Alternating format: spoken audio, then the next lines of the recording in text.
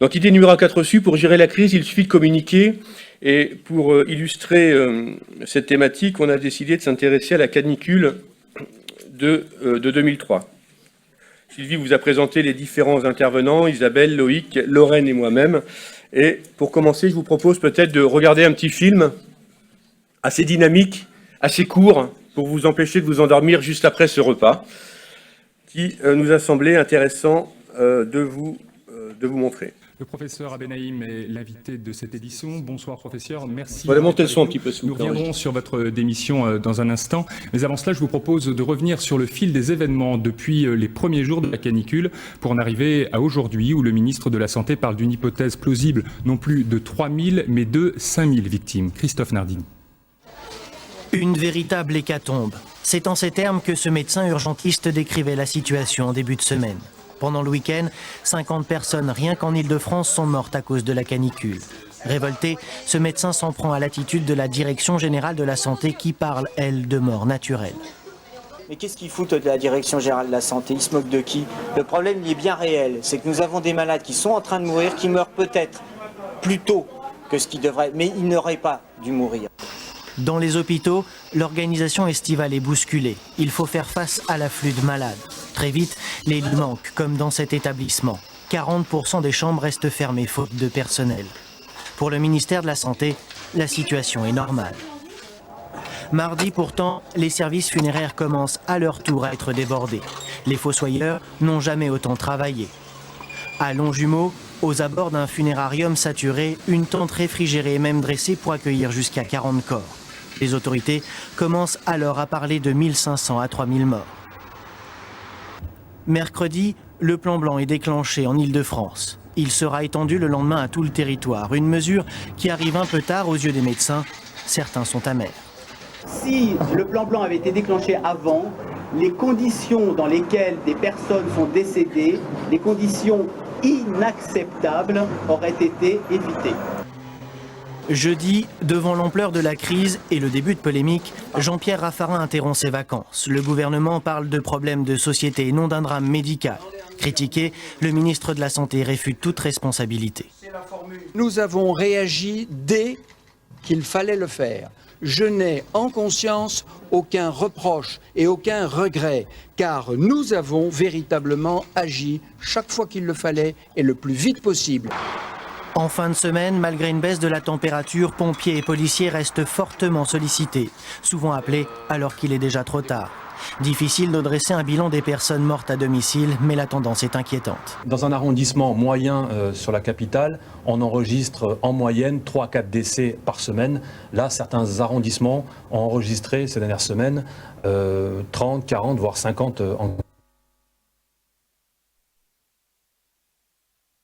sur ces morts. Mais pour beaucoup, les 5000 victimes annoncées, dues à la canicule, sont plus qu'une hypothèse plausible.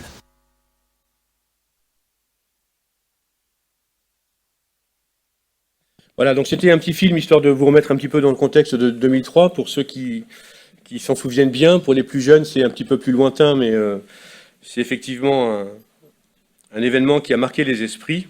Le professeur... Pardon, on va juste... Maintenant, comme le veut la tradition au sein de ce séminaire, je vais vous demander de reprendre vos téléphones, de vous connecter au site qui va vous permettre de voter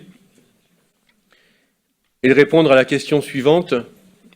Est-ce qu'à votre avis, en 2003, une communication sur la canicule aurait-elle suffi pour en limiter les conséquences? Le simple fait de communiquer sur la canicule aurait limité les conséquences. Il faut que je change, là, c'est ça? Il faut que je zappe, Sylvie?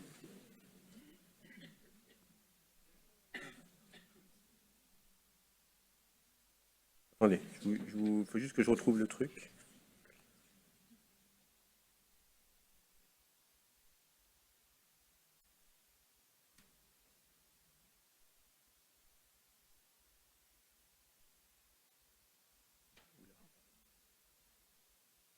C'est ça?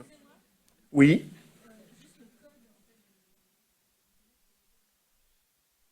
C'est Q5F0, en minuscule. Alors, ça va vous le proposer, oui ou non, tout simplement.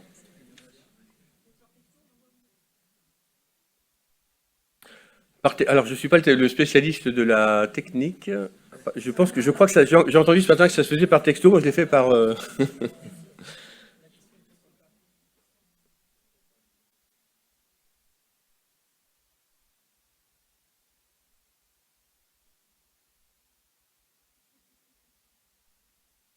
Ça fonctionne pas? Si, ça fonctionne? Non. Ah, t'as fait le réseau. Ah, on a perdu le réseau.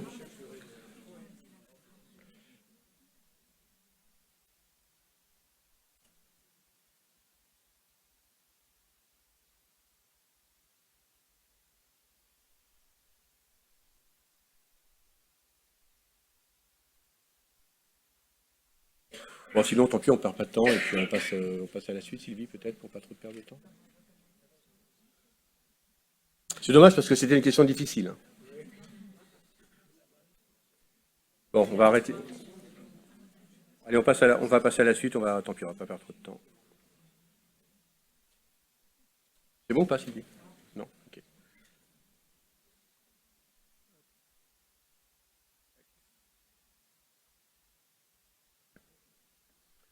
Alors du coup, je vais laisser nos invités, nos intervenants, vous apporter quelques informations autour de cet événement de 2003. Quel constat on a été tiré, quel a été son retour d'expérience, quelles décisions finalement ont été prises, et bien sûr en orientant les débats autour de la communication. Je vous laisse la parole, peut-être Loïc, puisqu'il était au cœur du dispositif. On peut passer les diapos en même temps.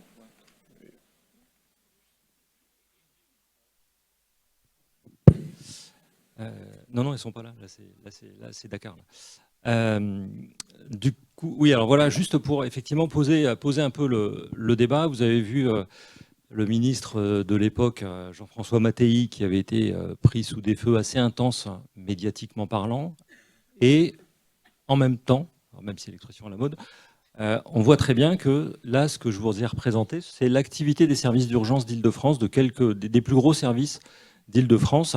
Et vous vous dites, mais bon sang, comment a-t-on pu passer à côté d'une courbe telle que la jaune? La jaune, c'est l'été 2003. Quoi. Vous voyez que l'activité des urgences est extrêmement régulière et que malgré quelques pics de temps en temps liés à des phénomènes passagers, un phénomène tel que 2003 n'a jamais été revu depuis. Quoi. Et comment a-t-on pu passer à côté d'un phénomène aussi important que ça? C'est la question qu'on s'est posée longtemps au niveau de l'INVS, puisque là, aujourd'hui, j'ai été présenté comme santé publique, Université de Versailles-Saint-Quentin. Ce qui est intéressant de savoir, à mon sujet, il n'y a pas grand-chose d'intéressant, mais ça, en l'occurrence, c'est intéressant aujourd'hui. J'étais responsable de l'alerte à l'INVS. Voilà. Donc j'étais véritablement mouillé dans cette histoire-là jusqu'au cou. Et je vous assure qu'on est totalement passé à côté de ce phénomène-là. Alors il y a plusieurs raisons à ça. Je ne sais pas si on rentre là-dedans tout de suite et si je vais sur ces éventuelles raisons.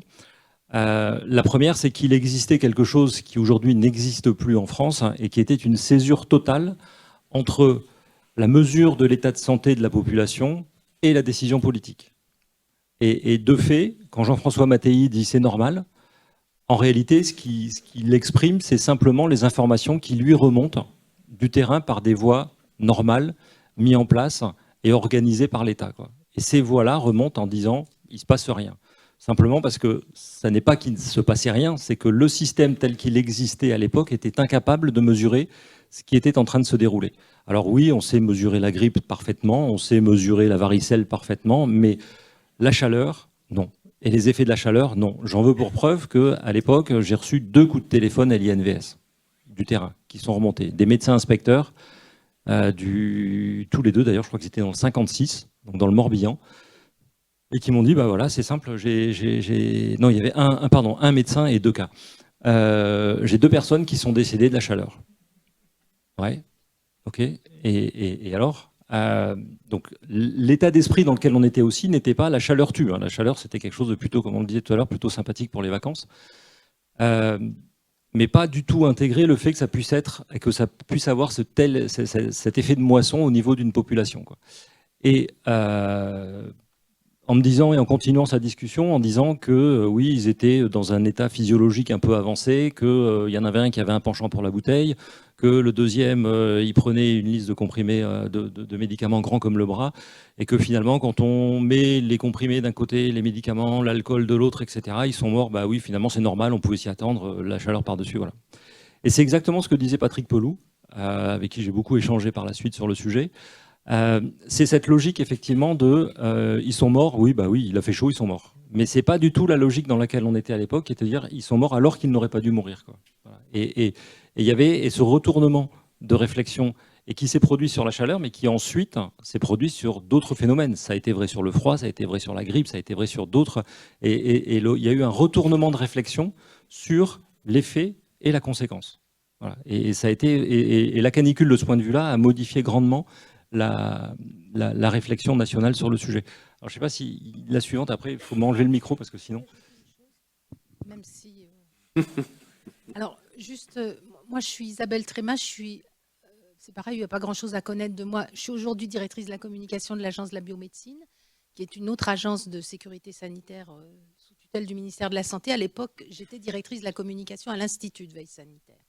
Donc, on a beaucoup travaillé, Loïc et moi, sur le sujet de la canicule. Je vais juste ajouter quelque chose sur le fait que on n'a pas vu apparaître ça. Une des autres raisons qui fait que l'IVS n'a pas vu ça arriver, c'est que l'IVS, à l'époque, surveillait énormément de pathologies, mais ne surveillait pas les risques liés aux effets climatiques. Ça ne faisait pas partie de ces systèmes de surveillance. Voilà. Et puis, puisque tout le monde veut parler, je vais parler aussi. Non, mais pas du tout. Parce que c'est absolument pas pour toi, Isabelle, que je dis ça, mais pour moi, c'est surtout que c'était pareil à tous les niveaux. J'étais à l'époque responsable d'un centre opérationnel départemental d'incendie et de secours, donc l'endroit où on reçoit les appels 18. Et forcément, quand on a commencé à comprendre ce qui se passait, les préfets, forcément, ont commencé à demander des comptes à tous leurs collaborateurs en disant « Mais comment se fait-il que vous ne m'ayez pas informé, puisque moi, en tant que préfet, j'aurais dû aviser le ministre de ce qui se passait ».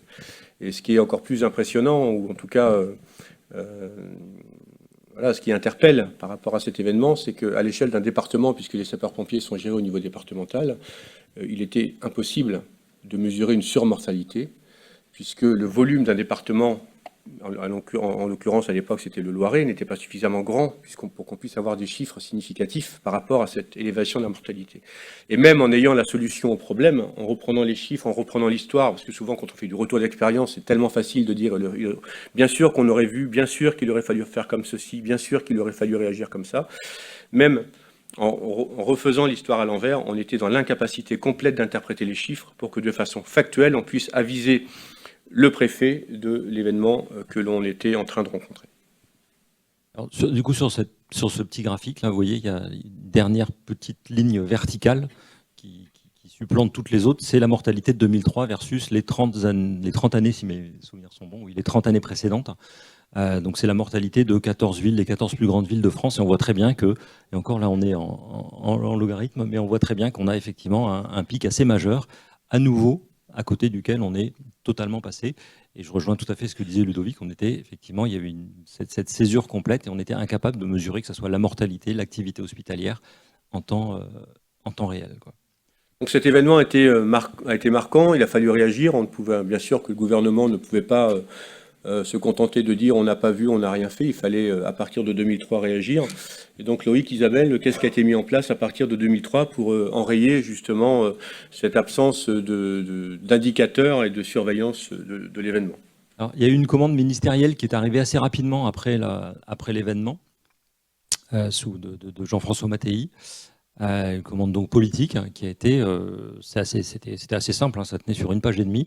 On s'est pris les pieds dans le tapis en 2003. Il est absolument impensable que la chose se reproduise en 2004. Donc, mettez en place un système de surveillance qui soit capable, en temps réel, de mesurer l'activité de différents opérateurs d'urgence et qui permettent à l'État de connaître donc cet état de santé et de réagir en conséquence. Voilà, donc ça a été là.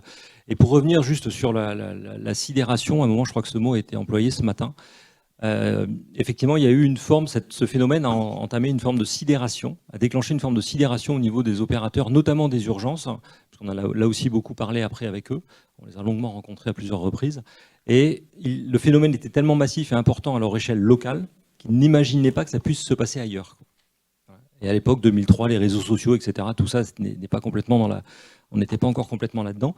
Et ce qui fait qu'ils étaient relativement isolés. Quand on était dans un petit hôpital, ou dans même un hôpital plus important, c'était tellement impressionnant qu'ils n'imaginaient pas que la même chose puisse se passer ailleurs, quoi. Voilà. Et c'est ce qui fait que, de toute façon, si je vais raconter mon histoire, tout le monde va me rigoler au nez et va me dire que je suis un feignant et que je m'alarme pour rien, quoi. Voilà. Je travestis les mots, mais relativement peu par rapport à l'état d'esprit dans lequel ils étaient. Et donc le système qui a été mis en place est celui que vous avez derrière et qui a permis justement, à partir de l'été 2004, une remontée directe de l'activité des services d'urgence, des SOS médecins et de la mortalité. Et donc le système SOS médecins donc, enregistre et continue encore aujourd'hui à fonctionner avec tous les SOS médecins de France, à enregistrer pour chaque appel passé auprès d'un SOS. Alors tout est anonyme, hein, je vous rassure, on n'est pas dans le tracé des gens, mais enregistre l'âge, enregistre la pathologie diagnostiquée, enregistre l'éventuelle hospitalisation, enregistre la ville dans laquelle ça se passe ou l'arrondissement quand c'est une grande ville, etc. Donc, ce qui permet déjà de savoir ce qui se passe en ville avant l'hôpital. Ensuite, il y a l'hôpital. L'hôpital, c'est au secours, organisation de la surveillance coordonnée des urgences. Et donc là, à nouveau, dans les services d'urgence informatisés, aujourd'hui ils le sont quasiment tous, et il y a quasiment 600 services d'urgence dans le système aujourd'hui en France, on a pour chaque patient qui passe dans les services, on sait quel âge il a, on sait pourquoi il est venu, on sait quel est le diagnostic de sortie, on sait où est-ce qu'il est hospitalisé, dans quel type de service, de la réa, un lit temporaire, une hospitalisation classique, une hospitalisation en chir, est-ce qu'il est décédé, est-ce qu'il est psychiatrique, etc. Et tout ça remonte tous les jours aujourd'hui à Santé publique France et permet d'avoir en permanence cette vision de l'état de santé de la population française. Et c'est les systèmes qui sont aujourd'hui utilisés et qui ont été utilisés pendant la canicule 2003. Et dernier élément qui avait été majeur en 2003, la mortalité, avec un système basé sur les deux sources de mortalité qui existent aujourd'hui en France. D'un côté, l'INSEE, avec de la mortalité administrative, donc sans cause de décès, mais on sait très bien que sur des gros volumes de décès, ou même avec une mortalité assez régulière néanmoins, la mortalité est un phénomène extrêmement stable dans le temps, qui évolue très très peu à l'échelle d'une population, sauf événements majeurs, et c'est justement ce qui permet d'identifier rapidement ces événements majeurs. Et donc la mortalité, en 2003, il a fallu 5 mois pour arriver à compter le nombre de décès, pour arriver au fameux 15 000, qui n'était même pas évoqué dans ce qu'on disait là, dans le reportage télé que vous avez pu voir, qui n'était même pas évoqué. On était à 1500, 3000, 5000 dans le pire des scénarios. Le compteur s'est arrêté à 15 000. Il a fallu 5 mois pour les compter. Avec le système qu'on a mis en place en 2004, il fallait moins d'une semaine pour arriver à l'évaluation. Et au bout de 3 jours, à quelques centaines près, on a l'estimation en redressant les données qu'on reçoit, quoi. Voilà. Donc ça marche, et c'est ce qui fonctionne aujourd'hui. Ça avait marché à La Réunion, il y avait avec le chikungunya à La Réunion en 2005, juste après. Ça avait été la première fois où on le testait véritablement grandeur nature, quoi. Le recensement des décès était extrêmement difficile pour établir le lien de causalité entre le décès et l'origine du décès. Et puis, il faut se souvenir également que beaucoup de personnes âgées étaient restées à domicile, souvent totalement isolées, souvent oubliées par leur famille, et ce sont plusieurs semaines, voire plusieurs mois après, quelquefois, que les secours les ont découverts à leur domicile. Lorraine, tu voulais rajouter quelque chose sur... Non, c'est après. Alors, on s'est mal calé. Moi, je vais rajouter un petit quelque chose, dont on n'a pas parlé, quoi, mais qui est central aussi dans la structuration de l'alerte telle qu'elle existe aujourd'hui. Et ça continue à perdurer. Il faut bien penser aussi qu'en 2003, ça faisait partie de mes attributions, quand le directeur général de l'INVS, de l'Institut de veille sanitaire, se rasait le matin, il apprenait quelles étaient les alertes qu'avait lancées l'INVS la veille. C'est véridique, hein. Donc c'est-à-dire que l'Institut de veille sanitaire ne savait pas quelles alertes étaient lancées au niveau du ministère par ses propres services et par ses propres directions, quoi. Donc un de mes boulots, ça a été de dire ça, il faut que ça s'arrête. Et avant que quelque chose ne sorte de l'INVS, il faut que ça soit validé par la direction, que la direction en ait pleinement conscience, avant que ça remonte au-dessus. Et il a fallu, et la canicule a été salutaire de ce point de vue-là, en dehors de toutes les malheureuses situations que ça a pu engendrer, ça a fait énormément progresser l'organisation sanitaire en France. On a mis en place ce qu'on a appelé le BQA, le bulletin quotidien des alertes. Et tous les jours, l'INVS et maintenant Santé publique France envoient par voie dématérialisée et par fax, ça c'est le côté archivage de l'administration, au moins comme ça on est bien sûr qu'on a eu l'alerte ou pas, c'est le ou pas qui est important. Et donc ce document arrive tous les jours au cabinet du ministre, à la DGS, à la DGOS, et permet de suivre les alertes qui ont été ouvertes, leur suivi et leur fermeture. Voilà. Et ça remonte tous les jours. Tous les jours, et tous les jours, c'est validé par le directeur général de Santé publique France aujourd'hui, ou la directrice maintenant. Merci pour toutes ces précisions intéressantes sur 2003 et donc les mesures qui ont été mises en œuvre. Nous allons passer à la question suivante. Nous sommes un peu comme à question pour un champion, en espérant que ça fonctionne. Je regarde mes collaborateurs. On peut lancer la question suivante en régie. Ludo Se déconnecter et se connecter par SMS. Est-ce que quoi? Est-ce que les gens peuvent se connecter par SMS? Utiliser les SMS. Est-ce que vous pouvez utiliser les SMS? Ah, alors, pendant que vous connectez sur les SMS, Lorraine va nous dire quelque chose. C'est une première, vous savez, c'est jamais simple. Voilà. Merci. Lorraine. Tu m'as perdu. Oui, si. Alors, quand même, avant de passer à la suite de ce qui est ressorti de cette canicule de 2003, l'une des premières choses aussi qui a été demandée par le ministère de la Santé, ça a été la mise en place d'un plan canicule qui a vu le jour en 2004. Et ça, du coup, c'est pas rien parce que ça prend en compte les aspects remontée d'alerte, remontée d'information, puisqu'on a pu le voir, en fait, la communication, il y a un vrai sujet, mais un vrai sujet à deux niveaux. La communication avec la population, mais également la communication en interservice, en interministériel, etc. Donc, voilà. Donc, est né ce plan en 2004, qui est un plan interministériel, qui a la singularité d'être évalué tous les ans, et ce, par tous les ministères. Donc, il n'est pas du tout figé, et il prend en compte tout ce qui se passe chaque année pour, à chaque fois, s'améliorer. Voilà. Merci bien. Alors, donc, nous n'avons pas de réseau, mais ce n'est pas grave. Tac. On va faire autrement. Voilà. Ce sont les soucis du direct.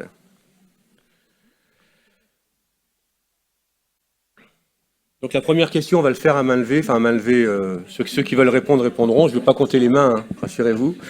Mais on a beaucoup parlé de 2003, on a beaucoup parlé des mesures qui ont été mises en œuvre. Et la question suivante est, est-ce que vous vous souvenez en quelle année le plan canicule...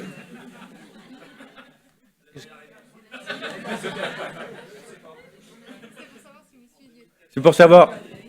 Non. En quelle année le plan canicule a-t-il été mis en œuvre, non pas rédigé? Non, mais parce que là, vous riez, vous vous moquez. Non, mais c'est facile de se moquer quand on est assis sur le fauteuil. La question est beaucoup plus subtile. En quelle année le plan canicule a-t-il été mis en œuvre la première fois? 2006? 2008? Ceux qui n'étaient pas nés, vous n'êtes pas obligés de répondre. Ouais, la bonne réponse est 2006, effectivement. On a souhaité poser cette question parce qu'on a beaucoup parlé de 2003 et finalement, entre 2003 et aujourd'hui, on a oublié, je crois, du moins, beaucoup d'événements qui sont déroulés durant toutes ces années. Et l'idée était de vous rafraîchir un petit peu la mémoire et se souvenir que finalement, quand on communique beaucoup autour d'un événement, c'est pas pour autant qu'on s'en souvient. Et en 2006, combien de décès ont été recensés? En 2006, donc l'année canicule, la deuxième année canicule, l'année canicule qui a suivi la canicule de 2003, est-ce que vous vous souvenez combien de décès ont été recensés? Je vous rappelle qu'on a dit environ 15 000 en 2003. 512. Monsieur dit 512, c'est 512 à droite. 5 000 3 500, 4 000. Ah, c'est dans tous les sens, seulement ça monte. Ah, j'ai entendu la bonne réponse. Vous n'êtes pas sûr, hein? Donc, 2500 décès, et je vais laisser apporter quelques explications sur ce chiffre par nos intervenants. Effectivement, ça a été la deuxième année de canicule marquante après la première, après 2003. Alors c'est vrai que dans les mémoires, 2006 c'est un petit peu passé à la trappe. On s'en souvient pas. Faut quand même le reconnaître aujourd'hui avec le recul. Pourtant, c'est une année qui a été extrêmement marquante. Et nous étions encore tous les deux à l'INVS. On a mis un petit moment à partir quand même encore. Voilà. Et donc avec ce petit graphique, voilà, alors qui est avec une petite animation, je vais mettre sur le côté parce que comme ça. Et donc vous avez ici la courbe violette qui correspond à la canicule de 2003. Vous voyez elle était assez intense et mais en même temps assez courte dans le temps. Et donc c'est la partie grasse de la courbe. Et sur 2006, c'est la courbe rouge. Et vous voyez à nouveau que la partie canicule est la partie grasse. Donc c'est une courbe qui est moins importante en matière d'augmentation de température, mais qui en revanche est beaucoup plus longue dans le temps. Et donc l'impact sanitaire se fait tant par la longueur que par l'importance de cette température. Et donc on voit très bien que sur 2006, ça a marché. Enfin, ça a marché. Il y a une canicule et on voit surtout que, si tu appuies une fois, voilà. Donc ça, c'est la mortalité, la même année, la mortalité quotidienne. Alors je ne vais pas vous faire la question que je pose à tous mes étudiants. Combien il y a de morts en France tous les jours? Vous savez? Ah non, il y en a moins que de naissances, heureusement, quoi. Sinon, vous nous videz la France. Il y a 1500 décès par jour en France en moyenne, quoi. En moyenne lycée sur l'année, quoi. Moi, j'en ai que 1000 parce que le système courbe pas tout, quoi. Il y a 700 000 naissances et 580 000 décès. Donc on est du coup, donc on a une mortalité qui est dessous, donc qui est ce qu'on a enregistré, c'est-à-dire les 2/3 de la mortalité, ce qui couvre largement l'observation de la santé en France. Et donc si tu rappuies sur le petit truc, on voit que chaque pic de température va correspondre à une augmentation de la mortalité, quoi. Et ce qui fait qu'en 2006, quand on met bout à bout tous ces petits événements-là, on a effectivement une augmentation de la mortalité. Et ce qui est intéressant, c'est que la mortalité est extrêmement réactive, et c'est pour ça que c'est devenu un indicateur qui est extrêmement suivi. On voit que même une décrue de la température a un impact direct sur la mortalité. Même si on reste à un niveau un petit peu élevé, on a très rapidement un impact en baisse de mortalité. Et la mortalité aujourd'hui est un indicateur qui est suivi au quotidien, qui est redressé en permanence, et on sait à 3 jours près ce qu'on va avoir comme mort à terme sur la période qui est en train de se dérouler. Donc c'est un indicateur qui est extrêmement sensible. Et donc 2006 a véritablement marqué la mortalité française avec ce phénomène. Et on a surtout évité, grâce au plan canicule qui avait été mis en route, et à la prise de conscience qu'il y avait autour de la chaleur, on a évité 4000 décès, puisque les projections de l'époque nous montraient que, sans rien faire, compte tenu des niveaux biométéorologiques atteints, on aurait dû avoir autour de 6000 décès, et on n'en a eu que 2500. Donc on a évité 3500 à 4000 décès par les mesures de protection qui étaient celles du plan canicule, quoi. Et donc ça, c'était la mortalité précédemment. Ça, c'est la dimension sanitaire avec justement ces remontées des services d'urgence. Et donc figure sur la courbe, figure sur le graphique la courbe orange qui correspond aux températures maximum, la courbe bleue ou vert d'eau la température minimale quotidienne, donc la nuit en l'occurrence, et le trait plus gras violet représente justement les passages aux urgences d'un indicateur synthétique. Alors il est synthétique au sens où il recouvre plusieurs pathologies. Il n'explique pas, vous voyez qu'en termes de volume, c'est très faible, c'est quelques dizaines de cas, mais le fait qu'on voit ces événements-là se présenter aux urgences, c'est le témoin que quelque chose est en train de se passer au sein de la population. Donc on ne cherche pas à quantifier le phénomène dans son ensemble, mais plutôt à l'identifier à travers des petits capteurs de cet ordre-là. Et on voit très bien que chaque fois que les températures montent, les passages aux urgences sur cet indicateur-là bougent en conséquence, quoi. Voilà. Et donc ça permet, aujourd'hui encore, il est utilisé, ça permet de savoir, de rassurer ou d'inquiéter un ministre tous les matins de ce qui s'est passé la veille et de l'impact qui est en train de se dérouler au sein de la population française, quoi. Voilà. Donc c'est comme ça, et ça c'est la réponse donc qui a été apportée aujourd'hui.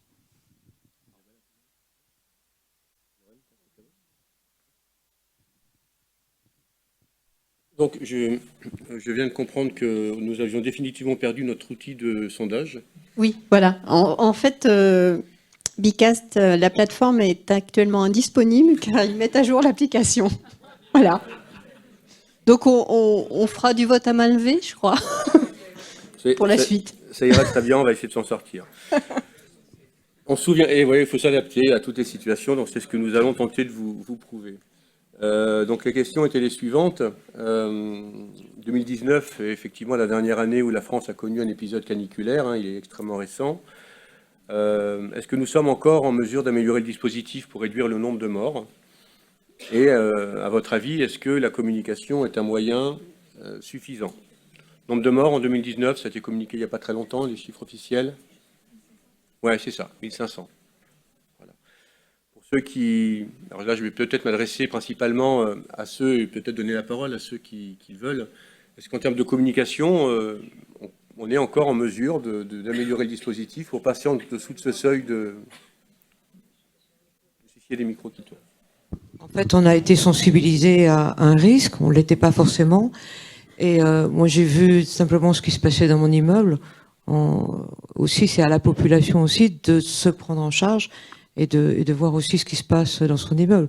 Donc nous, on a été sensibilisés, on est allé voir des voisins, on a des voisins de 90 ans, ils avaient fermé toutes les portes, toutes les fenêtres, et ils n'avaient même pas un ventilateur. Donc on est allé acheter les ventilateurs. Je crois aussi que la partie qu'on peut prendre nous en charge en tant que citoyens, là il y a des marges de progrès, parce que vous vous souvenez que Jospin avait dit l'État ne peut pas tout, et il l'avait payé très cher, mais c'est vrai qu'à un moment l'État ne peut pas tout. D'autres réactions dans la salle? Lorraine, tu voulais réagir?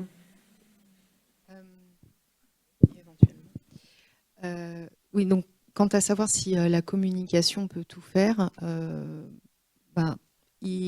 force est quand même de constater que dès le départ, c'est pas que la communication qui a péché au niveau de 2003. Il y a aussi que les services de santé n'étaient absolument pas prêts, l'État n'était pas prêt. Personne et rien n'était prêt à affronter ce type d'événement. Donc la communication, c'est un fait. Elle est fondamentale parce que, comme on le voit, une grosse partie, par exemple, du plan canicule est focalisée sur des préconisations qui sont données par les médecins et par les professionnels de santé sur l'hydratation, la mise au frais, etc. Mais il y a aussi également tout un pan qui vise à structurer le service de santé et les relations en interministériel. Donc voilà, je pense qu'il y a une préparation. Il y a effectivement la météo, comme le rappelle Lorraine, il y a la météo qui a été prise en compte de façon beaucoup plus nette. Il y a toutes ces histoires il y a un lien direct qui a été créé entre Météo France et les autorités sanitaires, ce qui n'existait pas au préalable. Et l'organisation de l'État à partir du plan canicule a été beaucoup plus loin que la canicule. Ça a débouché sur le froid, ça a débouché sur des choses qui sont le plan noir, gestion massive des décès, des corps. Tout ça est venu de la canicule, le H1N1. Tout ça a découlé de ce qui avait été les plans bleus dans les EHPAD. Tout ça a découlé de la canicule, quoi. Donc ça a permis une structuration, une organisation, et c'est aussi ça qui est intéressant, et c'est aussi ce qu'on avait fait sur les urgences à l'époque, c'est-à-dire qu'on est parti, et l'État et le ministère de la Santé est parti du principe de se dire que, ok, on s'est pris une belle fessée sur la canicule, mais on ne peut pas rester scotché uniquement sur la canicule, et ce qui va être mis en œuvre et ce qu'on mettra en œuvre doit pouvoir être décliné et applicable à toutes les circonstances et à toutes les situations, quoi. Voilà. Et c'est vraiment ce qui prévaut encore dans la logique de réaction face à ça, quoi. Oui, peut-être je pourrais ajouter, alors sur la communication est-elle suffisante pour limiter les conséquences d'un épisode caniculaire? En 2003, nous n'avions aucune information à communiquer. C'est-à-dire qu'on ne savait pas, c'est ce que Loïc a dit au début. Donc c'est extrêmement compliqué d'envisager une communication a fortiori au grand public quand on n'a pas d'éléments qui permettent de construire des messages. Moi, je me souviens assez vite après le début de la canicule, c'est quelque chose qui a été relevé dans le rapport qui a été fait par le Sénat après, de la commande à la DGS de faire un communiqué de presse pour mettre en garde la population française sur les risques liés à la canicule. Le communiqué de presse, dans son circuit de validation d'administration centrale, il a mis 1 semaine à être validé. Moi, je m'en souviens très bien. Et les quelques journalistes qui avaient été contactés, probablement par les gens du Morbihan, probablement par une brigade de pompiers quelque part, les services, nous appelaient en disant, mais enfin, qu'est-ce que vous faites? Et on ne pouvait rien faire. C'était vraiment très, très compliqué. Et comme personne n'a rien vu venir, c'est à ce moment-là que la crise de la communication liée à la canicule est devenue une crise politique. C'est comme ça que Mattei a laissé son poste, c'est comme ça que Lucien Benahimi a laissé son poste. Voilà, donc le sujet de la communication, il est plus à cet endroit-là, c'est-à-dire que à partir du moment où il n'y a pas d'éléments concrets, factuels, qui permettent de s'exprimer, soit aux politiques, soit à l'Institut de veille sanitaire, voilà, on se trouve dans une situation. Et on a failli retomber dans les mêmes travers en 2006. Ouais. Au début de la canicule, on a l'INVS, je vais me mettre dedans, on avait une vraie réticence à la communication, quoi. En tout cas à la direction générale, quoi. J'y étais, donc je vais me mettre dans le tas, comme ça au moins il y avait une vraie réticence à cette communication, et les quelques décès qu'on voyait remonter, il y avait deux systèmes qui étaient censés, nous, la mortalité générale, personne n'y croyait. Je vais être clair avec vous, personne n'y croyait. Les deux systèmes auxquels il fallait faire absolument référence pour parler de mortalité à cette époque-là, c'était les pompes funèbres.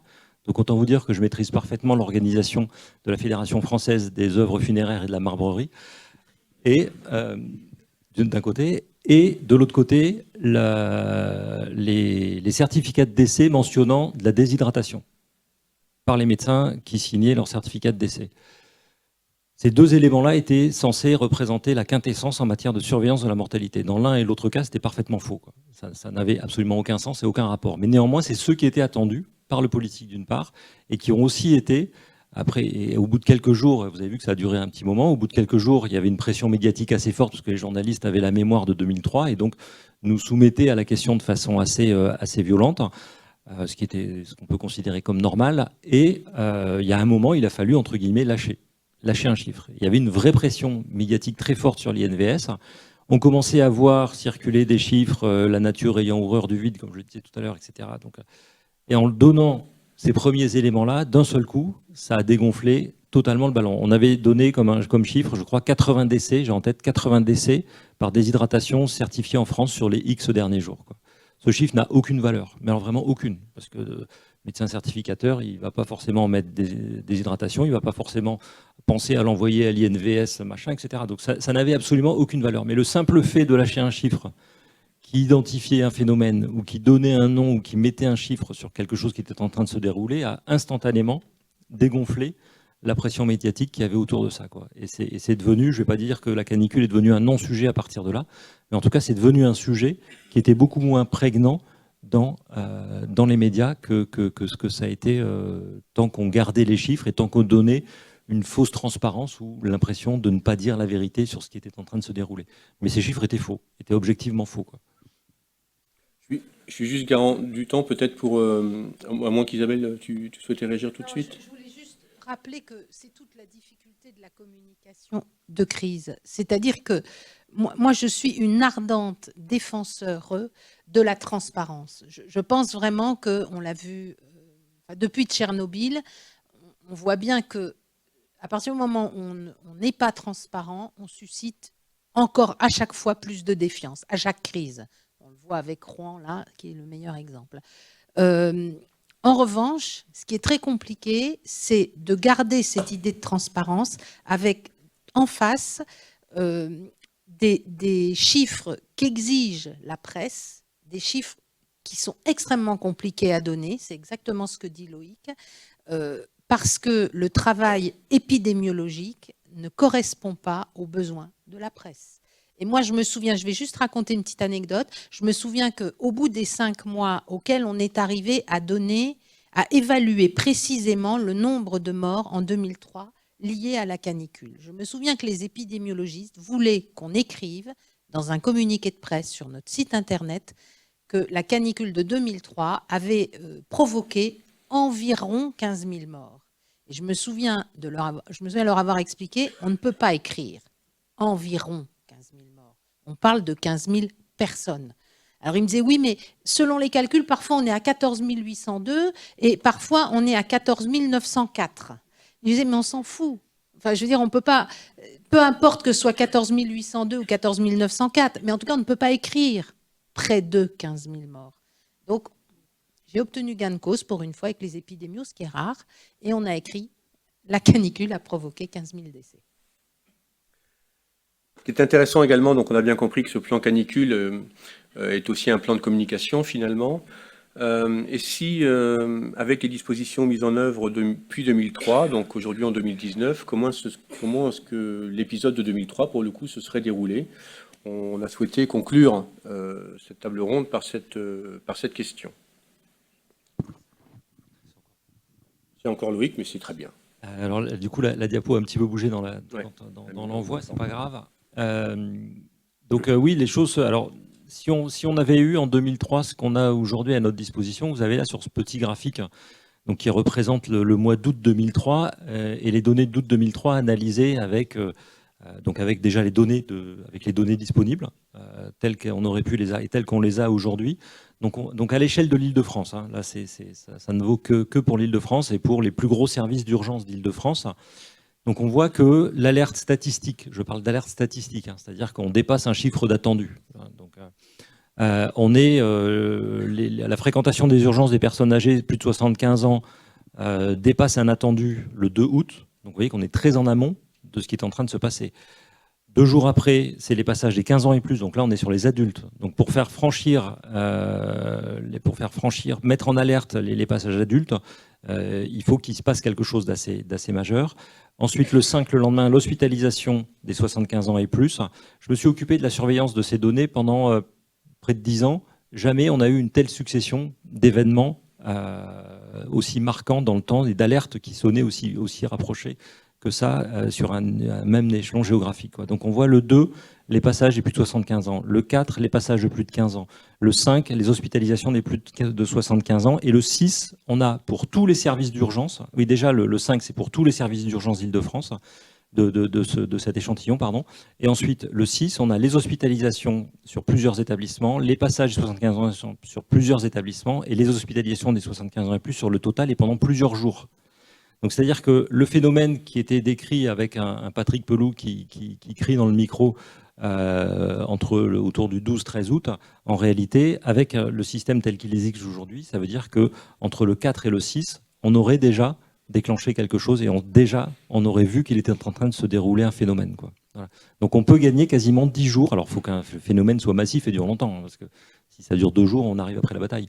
Mais avec quelque chose qui s'inscrit dans le temps, on est capable d'identifier très rapidement, et le fait que les gens viennent pour de la chaleur ou autre ne compte pas, entre guillemets, puisque ils viendraient pour de la grippe, on aurait aussi des passages par classe d'âge, on aurait des hospitalisations par classe d'âge, et donc, alors bien sûr, après on peut raffiner un peu le résultat avec les diagnostics qui sont recueillis aussi, mais on a déjà ces indicateurs quantitatifs, et relativement peu qualitatifs, mais qui montrent que quelque chose, est un phénomène massif, est en train d'impacter la population, quoi. Donc ça, c'est l'évolution majeure du système sanitaire français tel qu'il existe aujourd'hui en matière de surveillance.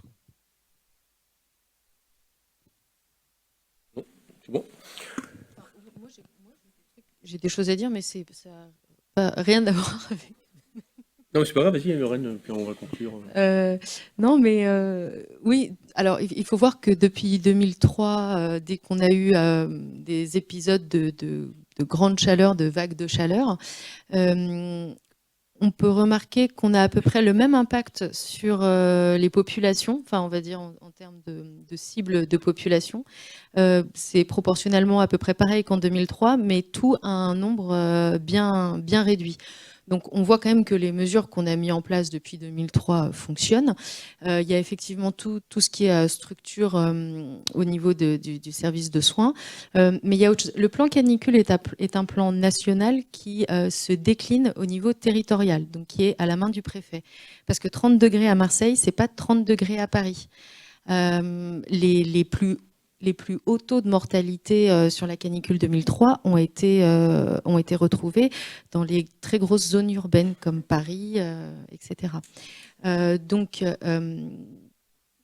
Donc, il n'y a pas que le système de santé à prendre en compte. Et il y a encore du travail aujourd'hui à faire, et ça fait partie des pistes d'amélioration.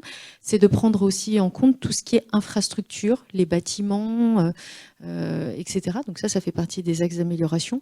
Il y a encore tout un pan qui est encore difficile à gérer aujourd'hui, c'est certaines populations vulnérables, comme ceux qui travaillent en extérieur, les saisonniers, tout ce qui est au niveau de la population pénitentiaire également. Il y a encore des populations où il y a des vraies difficultés, et voilà, donc il faut y faire attention.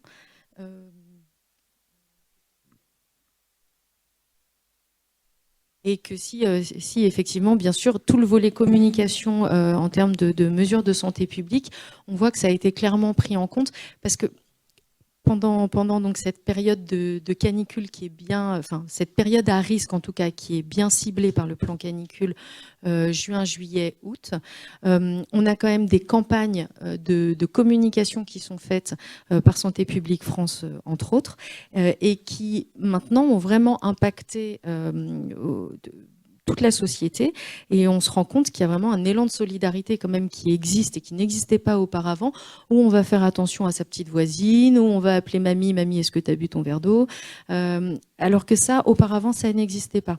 Donc on sent quand même que depuis 2003, chaque année, le fait de marteler, ça fonctionne, mais ça peut que de mieux en mieux fonctionner. Voilà. Je vais vous poser une toute petite question, quoi, qui est née, et ce que je vais vous dire, la question que je vous pose est tout à fait avérée, est tout à fait vraie. J'ai travaillé avec des vétérinaires après la canicule. Est-ce que vous savez quel est le meilleur indicateur de mortalité précoce qu'on pourrait identifier et qui permettrait de comprendre que quelque chose est en train de se passer au niveau de la population, quoi? Non, pas les rats, non. C'est dur de les compter, quoi. On sait. Ouais. Non, pas les chats. Non, personne. Les poulaillers industriels, quoi. Les poulaillers industriels, quoi. Et les carissages, ils ont des taux de mortalité qui explosent dès qu'il commence à faire chaud. Et donc, et en 2003, c'est les premières, quand on reprend, et j'avais retravaillé là-dessus, et quand on reprend notamment les données presse, les premiers éléments qui montrent qu'il est en train de se passer quelque chose d'anormal et d'inhabituel sont les batteries de poulets, quoi. Et c'est là où ça meurt le plus vite. Parce que c'est des animaux qui sont extrêmement sensibles à la chaleur, donc dans ces trucs-là, c'est pas climatisé. Et l'impact en termes de mortalité est extrêmement rapide. Et il ne faut jamais oublier que l'homme reste un petit animal à sang chaud et qu'on a exactement les mêmes mortalités que les poules, que les bovins ou ce genre de choses, quoi. J'ai travaillé avec les vétérinaires et la mortalité de ces espaces-là est très pour très collable à la nôtre. Donc, merci, je suis garant du temps, merci Loïc. Une remarque, c'est que systématiquement, tous les ans, vous le savez, il y a des retours d'expérience qui sont conduits après tous les événements, et en particulier après les épisodes caniculaires. C'est un plan qui évolue de façon très régulière et qui n'est pas porté que par le ministère de la Santé, qui bien sûr est pilote sur le sujet, mais le ministère de l'Intérieur est très impliqué. Tous les personnels qui œuvrent pour la mise en œuvre de ces plans travaillent également en interne en termes de communication pour sensibiliser leurs autorités sur la nécessité de communiquer le plus rapidement possible, et sont eux-mêmes très vigilants à tous les indicateurs, les signaux faibles, météo, etc. Donc c'est quelque chose d'important à dire. Juste avant de donner la parole à nos amis du Sénégal qui ont une question, et puis à vous tous, je voudrais juste conclure en vous disant, Jacques Chirac disait manger des pommes, pour la canicule, je vous dirais élever des poules. J'écoute vos questions.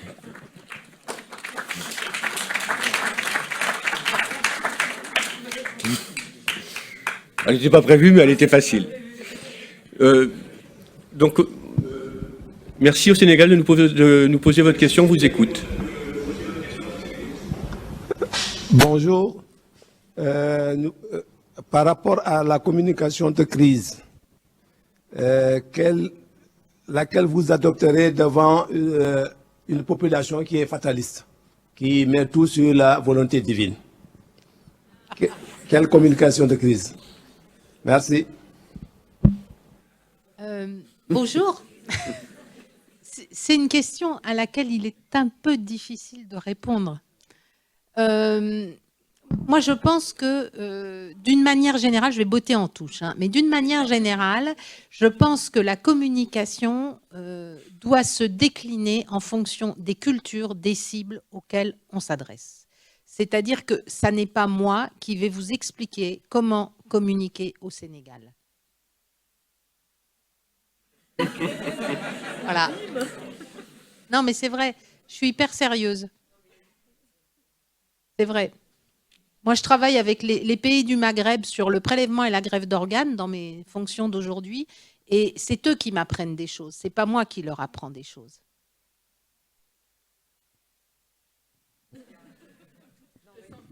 Il y a un retour d'expérience qu'on peut retirer de la crise d'Ebola, qui a beaucoup touché les pays africains. Et en fait, on s'est rendu compte que, puisqu'on parle de communication, enfin voilà, on s'est rendu compte que les journalistes locaux avaient énormément de mal à relayer l'information dans les journaux. Et alors là, il y a une association que moi j'aime beaucoup qui s'appelle World Journalist Scientists. Donc c'est une association de journalistes scientifiques et ils ont décidé de faire quelque chose et je pense que c'est ça qu'il faudra faire dans le plus futur. Ils ont créé une plateforme, donc ce sont des journalistes scientifiques, c'est des Canadiens.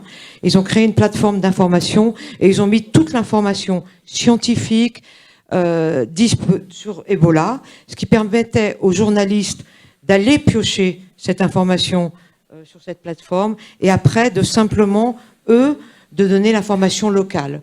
Parce qu'en fait, ils n'avaient pas la connaissance. Voilà, on ne savait pas non plus ce que c'était. Et ça, je pense que ça peut aider. Donc, vous pouvez avoir des contenus scientifiques qui sont sur une plateforme et des médecins, des journalistes peuvent aller regarder ça et après adapter localement leur communication. Donc, vous savez, c'était... Voilà. Non, peut-être juste, je voudrais juste ajouter une chose. Je pense que si vous évoquez la communication en direction du grand public, je pense qu'il faut absolument utiliser les relais crédibles dans votre société. C'est-à-dire que on le voit pour d'autres exemples. Parfois, ce sont des mamans, parfois ce sont des imams. Parfois, ce sont d'autres personnes issues de la société civile, mais qui ont une parole légitime et avec lesquelles l'échange est possible et qui seront, eux, les messagers des messages de santé. Merci beaucoup. Est-ce qu'il y a une autre question? On est un peu en retard par rapport au timing. Justement, par rapport à... Excusez-moi, je vais rajouter... Quand vous avez donné l'exemple d'Ebola, au Sénégal, il y avait un cas... Mais la communication, on s'est appuyé sur ce qu'on appelle ici les communicateurs traditionnels. Et aussi les marabouts, etc. Donc, pour le cas d'Ebola. Mais malheureusement, toujours, il y a des cas où il y a toujours une certaine réticence. Je pense que c'est toute la difficulté, mais il y a un vrai travail d'identification des bons interlocuteurs qui seront vos bons relais dans la population. Vraiment. Moi, je sais que, par exemple, pour en avoir parlé avec eux, l'établissement français du sang mène une expérience à Marseille. Alors, je ne vais pas parler à leur place, mais par exemple, je sais qu'ils font un gros travail avec les coiffeuses africaines qui, dans leur boutique, reçoivent, vous le savez, des femmes pendant de longues heures quand elles viennent se faire les tresses. Et c'est un lieu idéal pour échanger sur des sujets complexes, mais avec des gens représentés par ces coiffeuses qui sont en capacité d'absorber le bon message et de le redélivrer à leur père. Merci Isabelle. Une dernière question. Alors, je peux dire un tout petit mot? Je vais me faire engueuler, c'est sûr. Non, mais la communication, c'est utile, mais ça peut aussi tuer. Et je reviens à 2006, où il y a eu plus de décès par hyperhydratation que par déshydratation. C'est pas une blague, c'est tout à fait vrai. Et il a fallu, au décours de la crise, modifier le message, puisque dire buvez 1 litre par jour, une petite mamie d'1,50 m qui pèse 40 kg, lui faire boire 1 litre d'eau par jour, ça la tue, quoi. Et on a tué plus de gens de cette façon-là. Les gens qui étaient chez eux mouraient déshydratés, les gens qui étaient hospitalisés ou institutionnalisés mouraient d'hyperhydratation, quoi. Voilà. Donc ça peut être, il faut faire toujours attention. Merci à vous tous, merci pour votre attention. Bonne fin d'après-midi.